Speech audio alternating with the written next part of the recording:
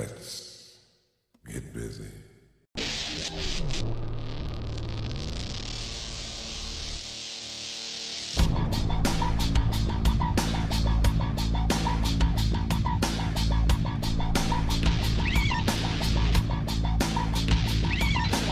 John Rivers in the house.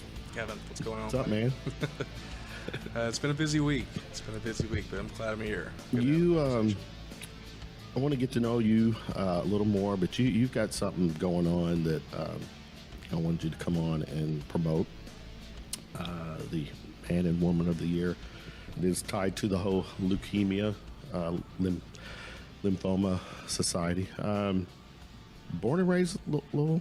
No. I've been here about 13 years. Really? So at this point, starting to feel like it. Where were you from? South Carolina. Oh, yeah? And somewhere along I-40, I lost most of the accent, but I got a little bit left. What brought you to Louisville? Family. Parents changed careers or upgraded careers. Okay, so you moved, big family, parents moved.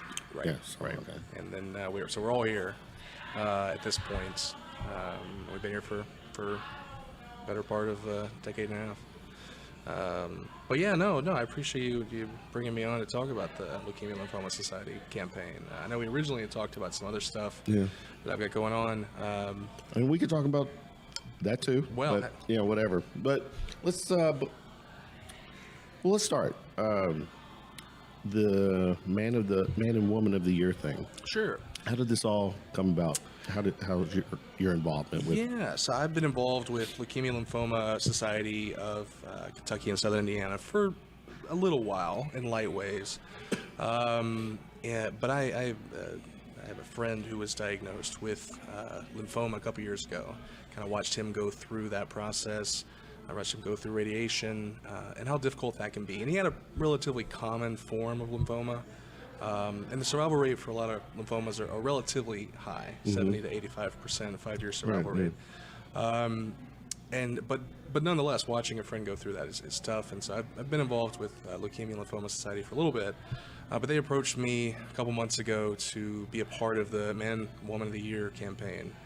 And what that is they reach out to a number of local champions that they want to help fundraise and get the word out about their mission to fight blood cancers and to fund research, fund different patients, support groups and initiatives. And so that's what I'm doing here for the next 10 weeks. It's a 10-week competitive fundraising campaign. There's about 20 of us, local Louisville professionals raising money. We all have teams of our own as well. And last year, So there is it is somewhat of a competition, or absolutely, okay, absolutely. So whoever raises the most, the man and the woman who raise the most, are the men and the woman of the year. Gotcha. All right. Last year, So there's no voting. You're doing the work to earn that title. That's exactly. All right. That's exactly. It's just dollars. Yeah. They raised about $1 million combined last year. Wow. Which is a banner year for Louisville. I think we were the fourth biggest market, because they do this all over the country. Right, We're the fourth biggest fundraising area last year. And in fact, the Man of the Year for Louisville was the runner-up nationally, John Shoemates, who has also been going around doing the news circuits the last few weeks. I know of him. Pretty incredible guy. He's been going through a lot of different treatments over the last 9 years. He's living and breathing it too. So. He really is. So he won last year for Louisville, and I think he raised $5,600,000. I mean, insane numbers.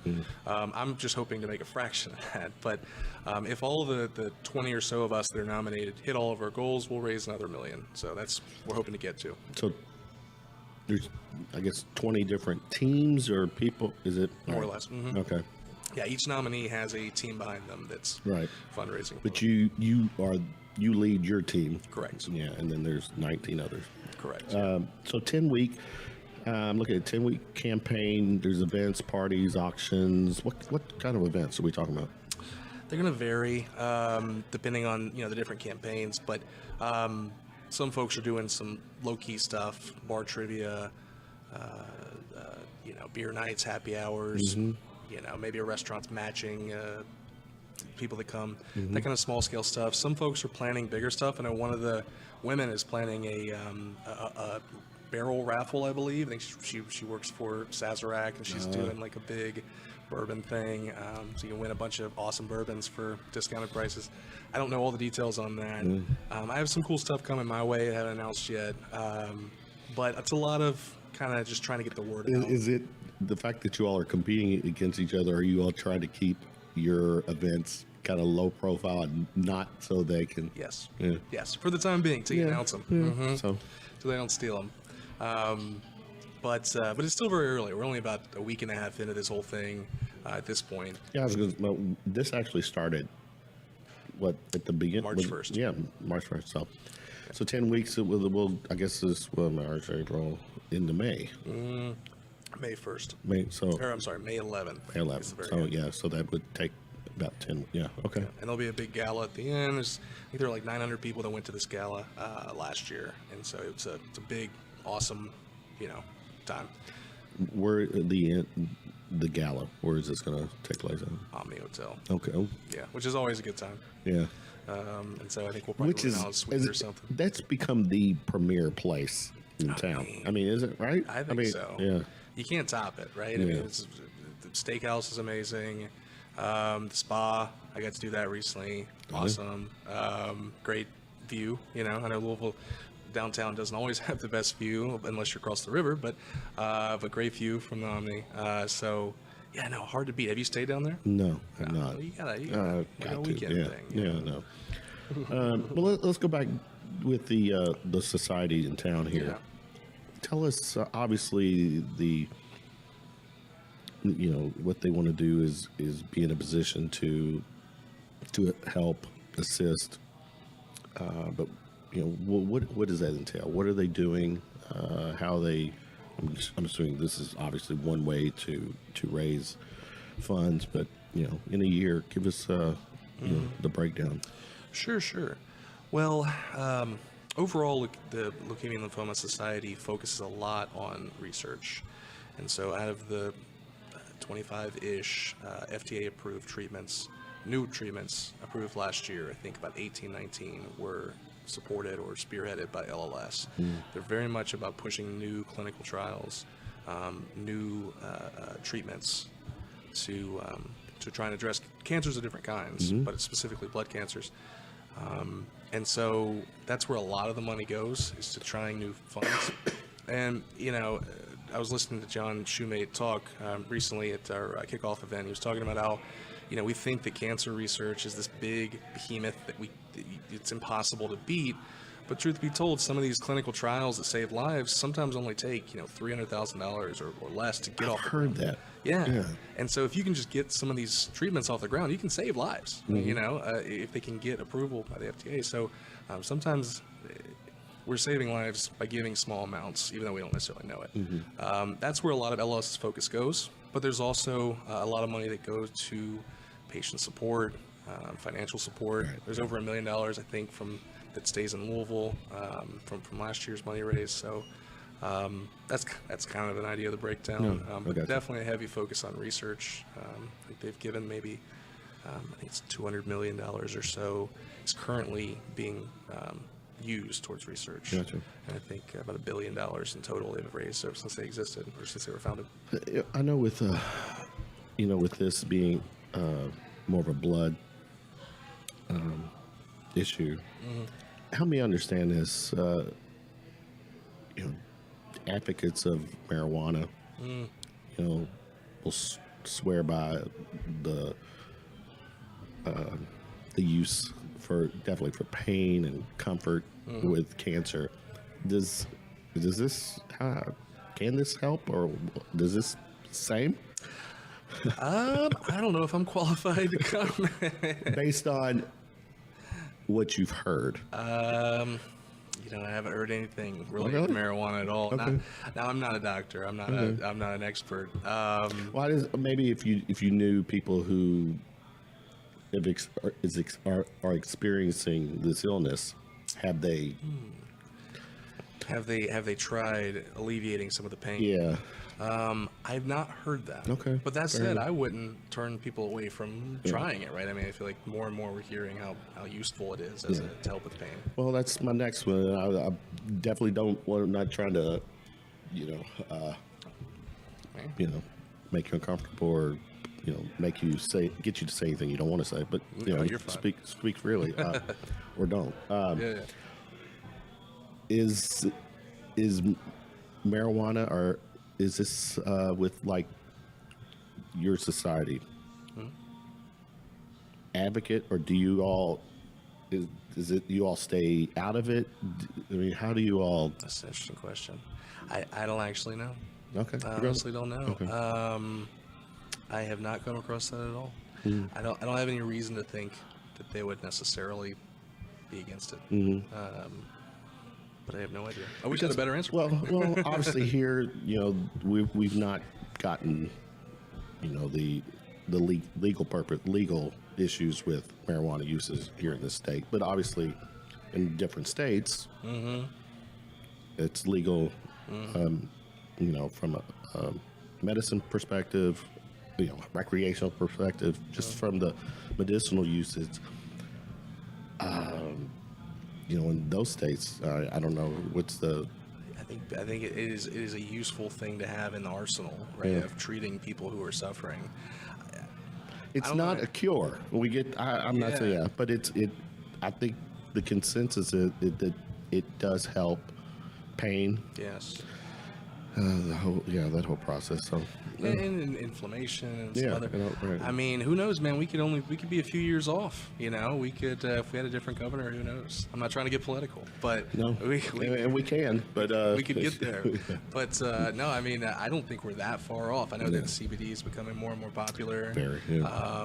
My buddy Jason Mudd, who I know you've spoken with, is a big proponent of CBD. I know. Oil. He just was telling me we had actually made a visit over there, and he showed me what he's he's involved with now. So yeah, it's gonna be cool stuff. It is. Definitely something that it's a game changer. What is it when it comes to? We were talking about the FDA approved and stuff. The hoops that researchers, people who are in the position to do the research to help find remedies or cures versus big pharma, big the medical companies. How does that all play out? Because I'm gonna tell you this.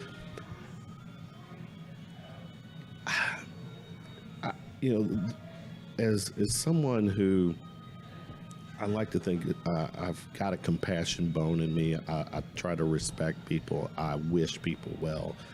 The notion that you've got people who are suffering, who are dealing with an illness that could terminal illnesses, and all the hoops that medicine has to get cleared. Now, granted, I know in most cases there is a process. You don't want to just put stuff out there that, but the pharmacies, I mean, it's a business to them, and that's very sad when you start hearing that medicine is to save someone's life or to help someone, and there's an astronomical fee attached to it. Right. It's tragic. How does that mindset with you guys versus to, because you're raising the money for the research for people to to help the situation, but you got someone on the other side who's kind of like, yeah, do it, but you got to make some money. Yeah.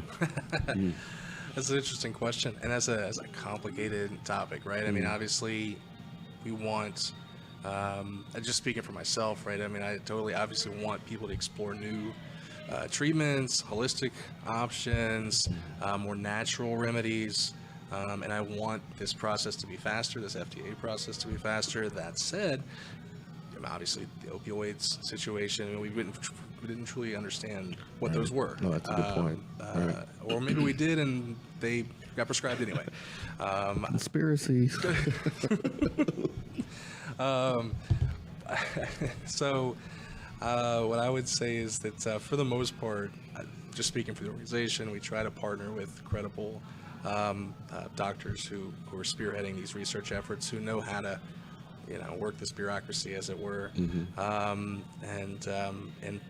find the cure, find a way to tackle the cures. Am I right to say that the University of Louisville, their medical research, or do you get to work with those guys? I mean, I've seen them in getting grants or whatever research funding and stuff.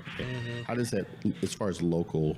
I believe we do. I know that we've met with a couple of local doctors who have benefited from the organization and work with the organization, but it spreads around like everything else. It is a national organization.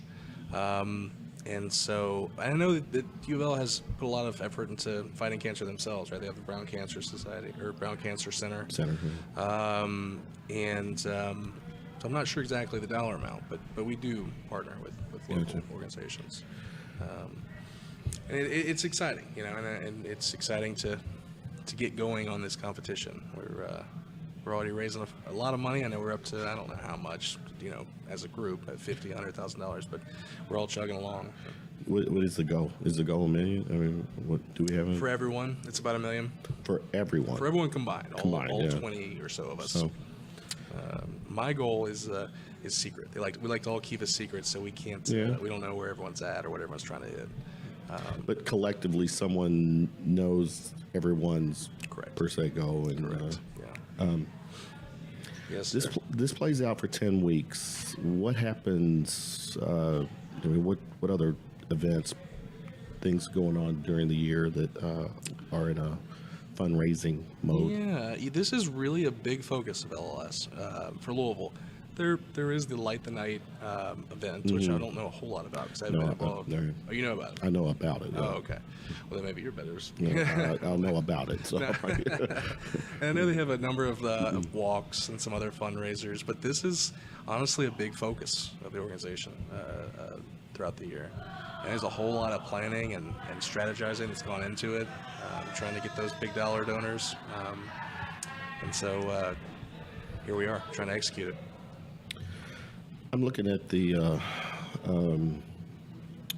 just looking at some information on Facebook, the LLS. We touched on this, but I want to get a little more info on this. The FDA approved 32 blood cancer treatments. This is in 17 and 18. But of those 32, LLS helped 26 of these. Right. Help me define help. Sure. Elaborate. What does that? It could mean a lot of things. It could mean that we originated that clinical trial or that treatment. It could mean that we helped advance it in some stage of the approval process. I say we, like I'm out there doing this stuff. But no, you are. So you can say it. It could mean that we provided some kind of administrative help in the process. It could mean a lot of things, frankly. Okay. A lot of them we do spearhead, though, ourselves, and really get off the ground. Give me an example of spearheading. Give me take me through a process if you can. Sure, absolutely. That's how it goes. Yeah. There's been a number of trials that actually John Shoemate, Man of the Year last year, has benefited from that didn't exist just a number of years ago, is my understanding of some of the. I know he's been through a lot of treatments. And really it starts with funding some kind of research grant, someone who wants to get something off the ground, helping them connect with the right researchers, the right funding, and the bureaucracy, right? There's obviously a lot of paperwork and a lot of levels you have to get through, and LLS has a lot of experience with that, helping researchers who just want to do something good navigate the complicated paperwork of getting an approval from the FDA. And so that can take a number of years going through all those different steps. That's kind of where we excel, I think. So to help speed the process, or help speed the process and help those researchers get to that ultimate goal of approval. Hopefully that answers your question. No, And it's complicated. And I would never claim to be an expert on FDA approval. Well, give me an idea, because in 17-18 they approved 32. You all were part of 26 of those. Approving 32 is one thing, but how many? Give me an idea on how many are actively being researched or worked on. Of those 32, how many were still in process, or were the work was put in and that determined, then it was turned, oh, this is not going to work. Right. Yeah. I don't know that, but what I can tell you is there's about $188 million working through this process, working from A to Z of getting these approved. We have about almost $200 million working to get these grants advanced. And so this is a huge investment of our time and our fundraising dollars. Yeah, because I'm thinking there's probably, some type of a baseline that they have to get to just to say, whatever treatment or thinking that they're going to go down or try to work on, they've got to get to a certain point before they say, all right, we have a very good idea or a good percentage in favor that this is we're on to something. Yeah. So I guess I'm going to probably answer the question is that they're not spending 6 months or a year or so of their time, and then all of a sudden they're like, oh, fuck it, this didn't work. So, right. Yeah. I think you're spot on. Yeah. I have to, let's give those guys or people credit that they got. They know what they're talking about, hopefully. They can talking about and do. Right. Yeah. So, yeah. I'm looking, you touched on this, 1/3 of the blood cancer patients still do not survive 5 years. Isn't that crazy? Yeah, very crazy. It's it depends on which. Well, give me that percentage right there. How long ago was that? Because I'm hoping that things have gotten better. Things have gotten better. Things have gotten better. Just a few decades ago, I mean, a leukemia or lymphoma diagnosis was close to a death sentence. And it is gotten twice as great. It's tripled. The rate has tripled and then quadrupled again since LLS has existed, or since it was formed in 1949. So it has absolutely gotten better exponentially, but it's still not great. Like leukemia survival rate, 5-year survival rate's about, if you take all the leukemias together, it's about 57%. I mean, that's a scary number. And it's actually the most common cancer for children. Yeah. Lymphoma's a lot higher, but still not, not in the 90s. So it's definitely not a cancer diagnosis you want to get in any form. And it's there's stages of those, or is it just? What do you mean stages? Because you got for stage 4 cancer or whatever.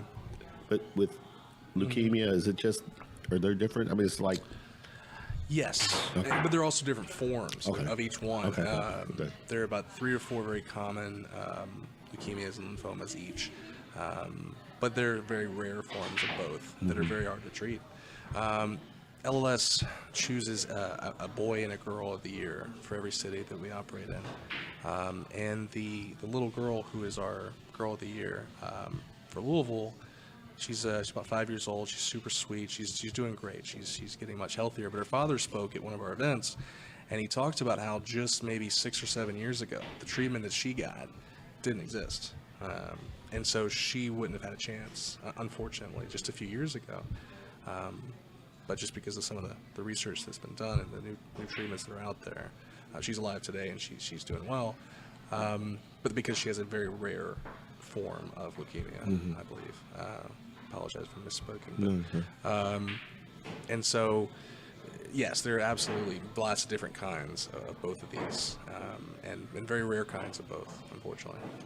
I was talking to a friend of mine the other day when I was just sharing my guests coming on and I mentioned this segment with you, and he was just talking about how obviously think big picture of how long we've been here, the world or whatever. Technology really has hit strides in the last 100 years or so. So prior to early 1900s it was a death sentence. Anybody with any maybe even not to the extreme of something like leukemia or cancer, but some type of disease, you're done. And but as far as we've come in those 100 years but still here, we're still so far off still. I know, because one life is still too many, and that little cliche line, but no, I mean, you're right, and this impacts us all in such different personal ways. You know what I mean? And everyone has a story, and we're talking about blood cancers today, but there's some people that are impacted by brain cancers, and breast cancer, and cervical cancer, and all these other forms. And I think it's something that we'll solve eventually, and we'll look back and be amazed that we. How much of like the leukemia lymphoma is hereditary? I mean, is it? Partially, definitely not. There are definitely some genetic and hereditary factors, but some of it's random. Some of it's very random. But my buddy who was diagnosed really didn't have a lot of those factors at all, and it just kind of happens. That scares me, for myself, for my kids, my grandkids, that just shit could just happen. Yeah. I mean, you kind of get it when it's in your bloodline, and it kind of makes sense. But then you're thinking, for somebody to be stricken with this is like, and that's, I mean, yeah, no, you're absolutely right. It's terrifying, right? I mean, it could happen to any one of us, and unfortunately, that's how life can be, right? You can get hit by a bus tomorrow, but. And not to make light of what we're talking about, but I guess that's the risk you run, right, in this life. And what's so interesting? I know who your guests are today, before and after me, and we've gotten to a very dark place, I feel like. But this is compared to how awesome I'm sure your conversations are going to be. No, it's every conversation is unique. So and yeah, there's a lot to celebrate in life, but there is. But this is worth reflecting on, sure. But this is real too, right. And it's I'm at a with the podcast. I feel very comfortable that I know a little bit about a lot of things, but I'm still I still welcome the knowledge, and like this. Fortunately for me, it's not in my family. I don't have this occurring in my immediate family or anywhere in the family branch. I'm not dealing with this, so I've not had to educate myself. But when you hear the stories, you hear kids. I mean, that kill. I mean, again, as a father, as a grandfather, I mean, I don't. It's tragic. Yeah, very. Yeah, and it's so, and the most innocent among us, right? I mean. You hate to see it. You hate to see it. Yeah. And that's what has been really heartbreaking for a lot of us. I'm hardly a cancer expert per se, No, right? This is, but going through this process and learning about this organization, these are the three most common cancers for children. Right. And so just hearing some of the stories, I mean, it's been heartbreaking, right? And my friend is doing amazing. He's years out from his treatment, and he's super healthy. He's lucky compared to some of the sad, terrible stories we've heard, and also stories of perseverance and people fighting through something so unfair, right? For a child to be diagnosed with something painful like this. I'm looking at the Facebook page, the Man and Woman of the Year page. You got a cool countdown. I like that. 8 weeks and 3 days and hours down to the seconds. This page is MWOY.org. That's it. Where you can go on and you could donate, become a sponsor, purchase event tickets. Tell me anything about this page that is a need to know. Sure. So that is the kind of generic Man of the Woman, Man of the Year, One of the Year campaign page. If you want to find some folks in Louisville to donate to, you can go to Find a Campaign. You can punch in, These are the groups, the teams. That, exactly. I'd love for folks to give to my team, of course. I mean, you have my endorsement. Well, thank you, sir. But if you have a friend who's running, obviously, I'd love people to support them as well. Just support. Right, just support the organization. It's such a great cause. You can see some of the images kind of scrolling here and how much it's an awesome big party at the end celebrating the money you raise. If you want to donate to me specifically, I could give you the link. It's going to be hard to remember. So what I've done is I've set up a website for myself just to make it simple. Well, do this. You can say it, but definitely shoot me the link and I'll add it to the when I post the podcast. Okay. Get all that out. I definitely will.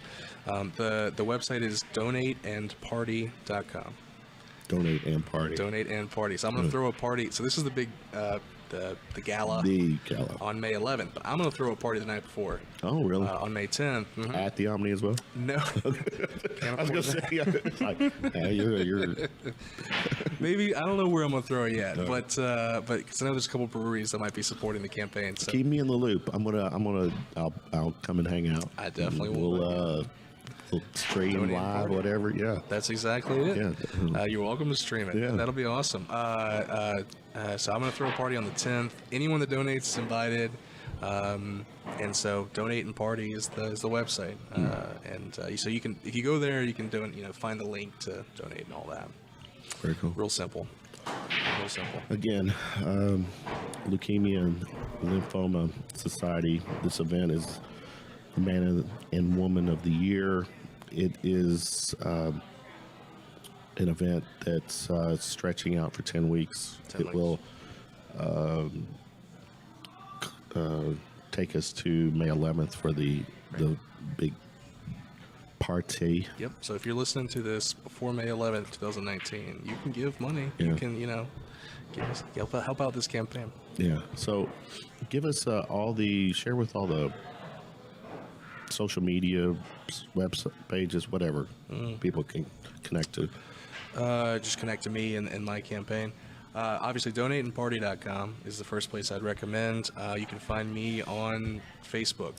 John Rivers III is my suffix.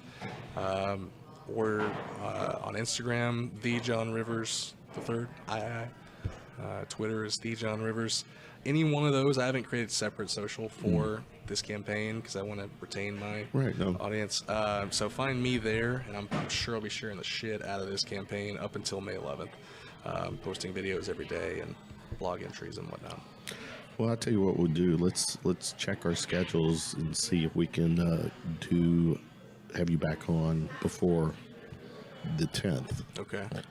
And kind of tell us where we're at as you're kind of rounding third and heading for home of that. And let's do it to promote both events, the 10th and 11th. So I love that idea. We'll do it. John, thanks for coming and hanging out. It's good stuff. It's obviously, my heart and time with the podcast is always going to be to friends who, to be blunt, give a shit. I mean, you're trying to make a difference, and this is something that it's a disease that is scary. Yeah, and it needs the time, it needs the attention, it needs the dollars, the research, everything to help, try to put this in check. So we're trying. We're trying, and there are a lot of passionate people who are part of this and other organizations that are trying very hard to make it less of a scary thing and more of a treatable thing. And so I'm just excited to be a part of it and hopefully lend as much of a hand as I can. Keep doing what you're doing, brother. I appreciate it. All right, thanks for hanging out.